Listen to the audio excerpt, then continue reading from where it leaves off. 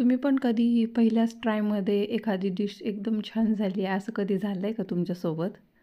मी आज पहिल्यांदाच पिझ्झा बनवला होता आणि तो खूप छान झाला होता. जसा बाहेर भेटतो आपल्याला तसाच एकदम झाला होता आणि टेस्टला तर एक नंबर झालेला होता. तर त्याची रेसिपी मी तुमच्यासोबत शेअर केली आहे. मी काही प्रोफेशनल शेफ नाही आहे का काही नाही आहे. मी पण व्हिडिओ बघूनच रेसिपी वगैरे बनवत असते.